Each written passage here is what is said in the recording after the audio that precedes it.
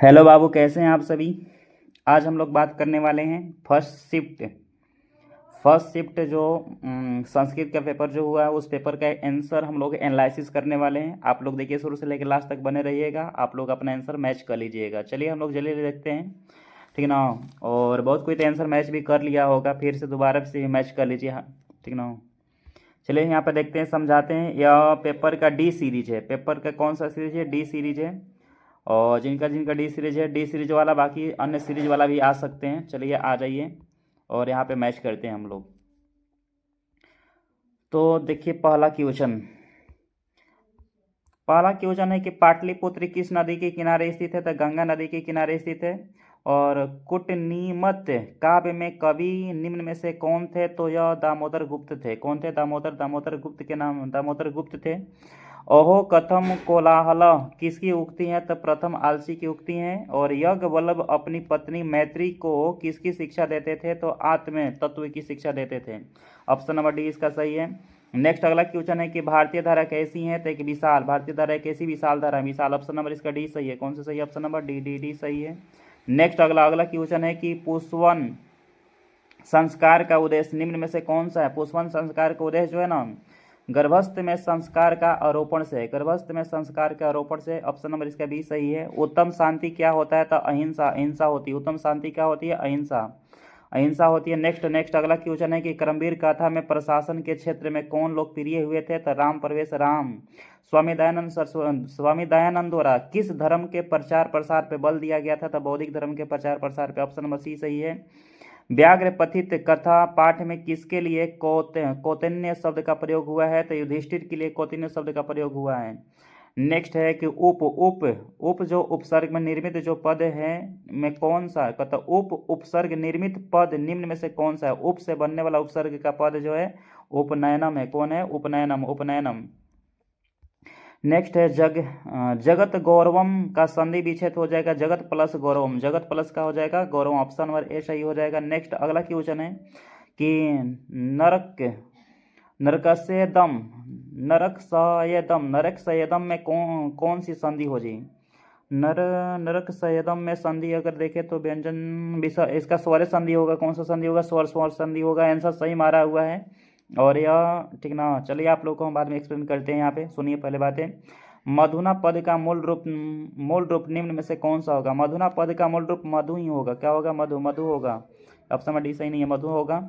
Next अगला question है कि नम नम धातु के लिरिट लकार का रूप में कौन सा होगा? तो एक और हो जाएगा नश्यंती। का होगा? नश्यंती, नश्यंती, नश्यंती हो जाएगा। कुरु किस प्रकार का रूप है? तो लोट लकार का रूप है कुरु। बौद्धिक पद का प्राकृतिक प्रत्यय होता है वेद प्लस ठक, वेद प्लस ठक। क्री प्लस षडयत से कौन सा पद बनेगा? तो कार्य बनेगा। क्री प्लस षडयत से क्या बनेगा? कार्य बनेगा। किस पद में कत्वा प्रत्यय है? तो गृहीत्वा, गृहीत्वा के अंदर कौन सा प्रत्यय है? तो कत्वा, कत्वा प्रत्यय है। नेक्स्ट अगला है क्वेश्चन नंबर 20। कर्तव्य पद में कौन सा प्रत्यय है? तो तबियत है, तबियत है। कर्णस्य दानवीर पाठ में भगवान किम छसी किसका कथन होता है? तो यह कर्ण का कथन है। किसका कथन है? कर्ण का कथन है। नेक्स्ट अगला क्वेश्चन है कि क्रिया बिना भार किम, क्रिया के बिना भार यह ज्ञान को कहा गया है। मीमांसा दर्शन के प्रवर्तक कौन है? तो जैमिनी। जैमिनी जो है मीमांसा के क्या है? लेखक है, राइटर है। बालकों की गति है, बालकों की गति जो है माता है। विजय भट्टारिका किसकी पत्नी? विजय भट्टारिका चंद्रादित्य की पत्नी। किनकी पत्नी? चंद्रादित्य की पत्नी है। और परम तृप्ति क्या होता है? परम तृप्ति की बात करें तो परम तृप्ति जो होती है ना, क्षमा होती है। क्या होती है? क्षमा को कहते हैं परम तृप्ति के नाम से जानते हैं। नेक्स्ट अगला, करमवीर कथा पाठ में किसकी कथा है? तो राम प्रवेश राम की कथा है। तो स्वामी दयानंद सरस्वती, स्वामी दयानंद के लिए कौन सा पर्व उद्बोधक सिद्ध हुआ है? तो यह है शिव चरित्र। कौन सा हो जाएगा? शिवरात्रि है, शिवरात्रि ना। स्वामी दयानंद के लिए कौन सा पर्व उद्बोधक सिद्ध हुआ है? तो शिवरात्रि। कौन सा? शिवरात्रि। कौन सीता को मंदाकिनी का वर्णन सुनाते हैं? तो राम जो है ना सीता को मंदाकिनी का वर्णन क्या करते हैं? सुनाते हैं। व्याघ्र कथित कथा में कुत्र तत्व और कण कड़म किसकी उक्ति है? तो पथिक, पथिक की उक्ति है। किसकी उक्ति है? पथिक की उक्ति है। नेक्स्ट अगला है कि दीर्घ संधि का सूत्र निम्न में से कौन सा होगा? दीर्घ संधि का सूत्र है अक सर्वणय दीर्घ, अक सर्वणय दीर्घ, अक सर्वणय दीर्घ हो जाएगा। नेक्स्ट अगला क्वेश्चन है कि निष्कर्ण्यम का संधि विच्छेद निम्न में से कौन सा होगा? निष्कर्ण्यम का संधि होगा नी प्लस कर्मण्य, नी प्लस कर्मण्य, नी प्लस कर्मण्य, ऑप्शन नंबर सी सही है।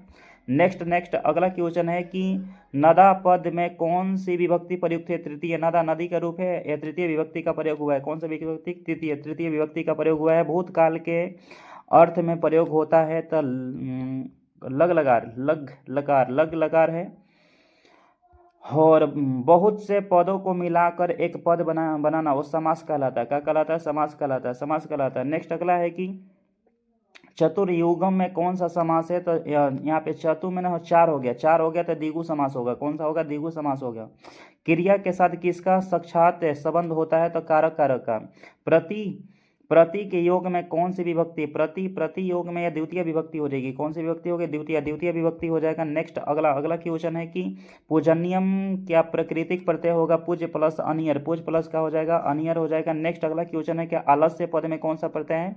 सह्य प्रत्यय। कौन सा प्रत्यय? सह्य प्रत्यय है, ठीक ना, सह्य प्रत्यय। सूर्योदय का विग्रह करे तो सूर्यास्त उदय, सूर्योदय माने सूर्य का उदय, सूर्यास्त उदय, ऑप्शन नंबर सी सही है। नेक्स्ट अगला क्वेश्चन है कि हरिहरो किसका समास है? हरिहरो, हरिहर द्वंद्व, हरि एक हरो, 2 पद है तो द्वंद्व हो जाएगा। दान के अर्थ में कौन सी विभक्ति प्रयोग है? दान के अर्थ में अगर पद करें तो यहाँ चतुर्थी विभक्ति का प्रयोग है। कौन सी विभक्ति? चतुर्थी विभक्ति। हिमालयात गड़ा प्रभवती किस सूत्र का उदाहरण? हिमालयात गड़ा प्रभवती, यह भूव प्रभ, ऑप्शन नंबर सी सही है, भूव प्रभ। नेक्स्ट अगला क्वेश्चन है यहाँ पे, अगला है कि लेखिका पद का प्रकृति प्रत्यय निम्न में से कौन सा होगा? तो लेखक प्लस टाप, लेखक प्लस में क्या होगा? टाप होगा। दृष्टम में कौन सा प्रत्यय है? तो तुमुन, दृष्टुम में कौन सा प्रत्यय है? तो तुमुन प्रत्यय। कौन सा? तुमुन प्रत्यय, तुमुन है।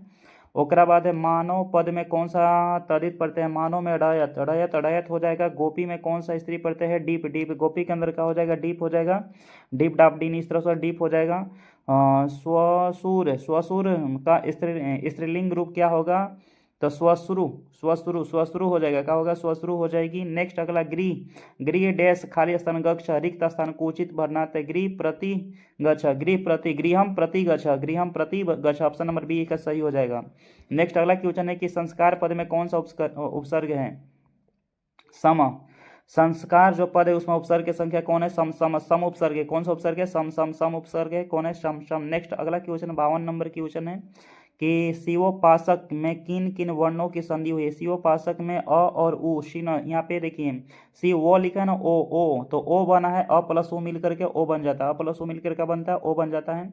नेक्स्ट अगला क्वेश्चन है यहाँ पे कि गो शब्द के सप्तमी विभक्ति एक वचन के रूप में कौन सा पद है? तो गवी पद है। नेक्स्ट अगला क्वेश्चन है कि मातृपद में कौन सी विभक्ति है? मातृपद में षष्ठी विभक्ति है। कौन सी विभक्ति है? षष्ठी विभक्ति है। नेक्स्ट अगला क्वेश्चन है कि जही में मूल धातु क्या होता है? तो हन, जही में मूल धातु जो ना हन धातु होती है। कौन सी धातु होती है? हन धातु होती है। रूपस्य योगम का समस्त पद निम्न में कौन सा है? तो अनुरूपम है। कौन सा पद होगा? अनुरूपम।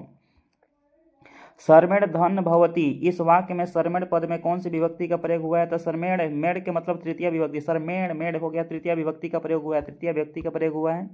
नेक्स्ट अगला क्वेश्चन है कि महम संस्कृतम रोचते, वाक्य में रेखांकित पद में कौन सी विभक्ति थे? तो चतुर्थ है।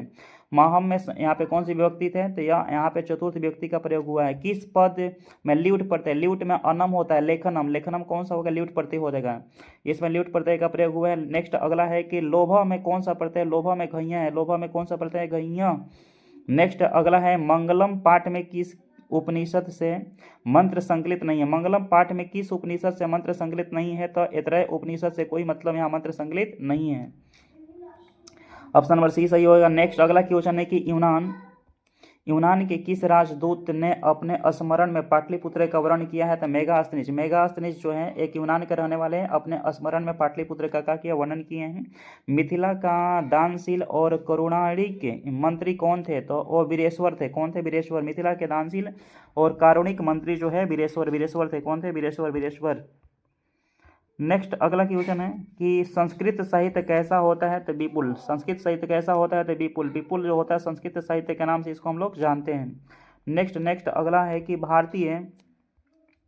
भारतीयों में भारतवर्ष के प्रति क्या होनी चाहिए, तो देशभक्ति होनी चाहिए। निष्कर्मण किस संस्कार के अंतर्गत आता है, निष्कर्मण अगर बात करें किस संस्कार के अंतर्गत आता है, सैसो संस्कार के अंतर्गत आता है। ऑप्शन नंबर इसका बी सही है। महाभारत के उद्योग पर्व से संकलित पाठ में निम्न में से कौन सा है, महाभारत के उद्योग पर्व के से संकलित पाठ निम्न में से कौन सा है, तो यह नीति श्लोक से संबंधित है, नीति श्लोक से संबंधित है। नेक्स्ट अगला क्वेश्चन है, राम परवेशराम किसको जीवन की परम गति मानकर अध्ययन में लीन हो गए थे, तो शिक्षा कर्म को अपने जीवन के प्रगति मानकर अध्ययन में लीन हो गए थे। शिक्षा और कर्म। नेक्स्ट अगला है कि किस काल में अनेक कुरुतियों और भारतीय समाज को दूषित कर रही है, तो मध्यकाल में कौन है, तो मध्यकाल के अंतर्गत है। नेक्स्ट अगला क्वेश्चन है कि मंदाकिनी वर्णम पाठ कहाँ से ली गई है, तो रघुवंशम से। मंदाकिनी वर्णम पाठ जो ली गई है रघुवंशम से ली गई है। कहाँ से, रघुवंशम से ली गई है। नेक्स्ट अगला क्वेश्चन है कि भास के कितने नाटक प्राप्त हुए हैं, तो 13 नाटक। भास में कितने नाटक है, 13 है। आज मानवता के विनाश का भय किससे संबंधित है, तो यह आपका विश्व विध्वंसक अस्त्रों से संबंधित है। विश्व विध्वंसक अस्त्र से संबंधित है। नेक्स्ट अगला क्वेश्चन है कि अष्टाध्यायी नामक ग्रंथ के रचनाकार कौन थे। अष्टाध्यायी के बताइए भाई, सही तो गलती है ना, इसका पाणिनि हो जाएगा ना। अष्टाध्यायी की रचना क्या की है, पाणिनि है। अष्टाध्यायी के कौन है, पाणिनि हो जाएंगे। नेक्स्ट अगला क्वेश्चन है कि धर्म ग्रंथों का विग्रह बताइए। धर्मो ग्रंथों का विग्रह धर्मस्य प्लस अर्थस्य, धर्मस प्लस अर्थस्य ना, अर्थस्य। नेक्स्ट अगला क्वेश्चन है कि षष्ठी चनाद्र सूत्र किस विभक्ति का है, यह षष्ठी विभक्ति का ही है, षष्ठी विभक्ति का है। नेक्स्ट अगला है कि पश्चिमी विभक्ति किस कारक से होती है, तो अपादान कारक से संबंधित होती है। पश्चिमी विभक्ति अपादान कारक से संबंधित होती है। किस पद में सत्री प्रत्यय प्रयुक्त, सत्री में पालयनम के अंतर्गत कौन सा प्रत्यय है, सत्री प्रत्यय को लेकर। नेक्स्ट अगला क्वेश्चन है कि नीति पद का प्रकृति प्रत्यय निम्न में से कौन सा हो। नीति है नी प्लस की तीन हो जाएगा। नेक्स्ट अगला है कि जगन्नाथ का संधि विच्छेद निम्न में से कौन सा होगा, जगत प्लस नाथ हो जाएगा। जगत प्लस क्या हो जाएगी, नाथ, जगत प्लस नाथ हो जाएगी। नेक्स्ट अगला है कि वच प्लस कत में कौन सा पद बनेगा, वच प्लस कत से बना उक्त बनेगा। क्या बनेगा, उक्त पद बनेगा, उक्त पद का निर्माण होगा। नेक्स्ट अगला क्वेश्चन है कि अवैर, करुणा और मैत्री भाव किसकी उत्पत्ति होती है, तो शांति की उत्पत्ति होती है इसमें, शांति। नेक्स्ट अगला क्वेश्चन है इंद्र किस रूप से में कर्ण के समक्ष आए थे, तो ब्राह्मण रूप में। इंद्र जो है ना कर्ण के समक्ष में आए थे, किस रूप में, ब्राह्मण रूप में आए थे। ऑप्शन नंबर डी सही हो जाएगा। नेक्स्ट है कि हितोपदेश कैसा कथा होता है, तो बाल कथा ग्रंथ है। शास्त्राकार पाठ किस शैली से संबंधित है, कथोप कथन से संबंधित है। अरोरणीय यान महियान यंस, ठीक ना। यह पदांश कर किस उपनिषद से लिया गया, तो कंठोपनिषद से लिया गया है। यह ऑप्शन नंबर इसका कौन सा सही, बी सही है। पाटलिपुत्र में कौमुदी महोत्सव किस ऋतु में मनाया जाता है, तो शरद ऋतु में मनाया जाता है। किसने असली आलसियों को आग से बचाए थे, तो नियोगी पुरुष। ऑप्शन नंबर इसका बी सही है। नेक्स्ट अगला क्वेश्चन है, बस 1-2 मिनट को और है। वरदाम्बिका परिणयी किस प्रकार का काव्य है, तो चंबुक काव्य है। कैसा काव्य है, तो चंबुक काव्य है। बस लास्ट 15 से 16 सेकेंड। अभागामी का अर्थ क्या होता है, नदियों का द्वार कहते हैं। भारतीय संस्कृति में कितने प्रकार के संस्कार है, 16 प्रकार के संस्कार है। नेक्स्ट अगला क्वेश्चन है कि दुर्वचनम पद में कौन सा उपसर्ग है। दुर्वचनम में दूर प्रत्यय है, कौन सा, दूरा प्रत्यय है, ठीक है। ऑप्शन नंबर ए सही है। नेक्स्ट अगला क्वेश्चन है कि संस्कृत में उपसर्ग कितने होते हैं, 22। संस्कृत में कितने उपसर्ग होते हैं, 22 उपसर्ग होते हैं, 22 होते हैं। नेक्स्ट अगला क्वेश्चन है इत्यादि में किन वर्णों की संधि हुई, ई प्लस आ। इत्यादि के अंदर ई प्लस आ की संधि है। और पटनेति का संधि विच्छेद करे, पटना प्लस इति हो जाएगा। ऑप्शन नंबर बी सही हो जाएगा, पटना प्लस इति, ऑप्शन नंबर बी। नेक्स्ट अगला क्वेश्चन है कि पथिन शब्द के सप्तमी विभक्ति एक वचन के रूप में निम्न में से कौन सा होगा, पति हो जाएगा। क्या होगा, पति। अस्मक, अस्मक शब्द के पछावी विभक्ति एक वचन का रूप निम्न में से कौन सा होता है? तो मत होता है। भव किस प्रकार का लकार है? भव हम लोग का लकार अगर चेक करना किस प्रकार का लकार होगा, आप लोग बताइए भव किस प्रकार का लकार? ऑप्शन 97 के आंसर आप लोग बताइएगा। नेक्स्ट अगला क्वेश्चन है कि अस्था धातु के लोट लकार मध्यम पुरुष एक वचन का रूप होता है तिष्ठ होता है। क्या होता है? तिष्ठ होता है। किस समास के में अन्य पद के अर्थ की प्रधानता होती है? बहुब्रीहि समास के अन्य पद की प्रधानता होती है। अव्ययी समास, लास्ट क्वेश्चन है इसका। अव्ययी समास के उदाहरण देना है। यथाशक्ति अव्ययी समास के उदाहरण है। ये हम लोग का 100 क्वेश्चन 100 ऑब्जेक्टिव था। आप लोग देखिए, ध्यान से देख लीजिएगा, मिला लीजिएगा और कल के एग्जाम के लिए आप लोग फोकस करिए, तैयारी करिए, तैयारी करके जाइएगा, मेहनत करके जाइएगा।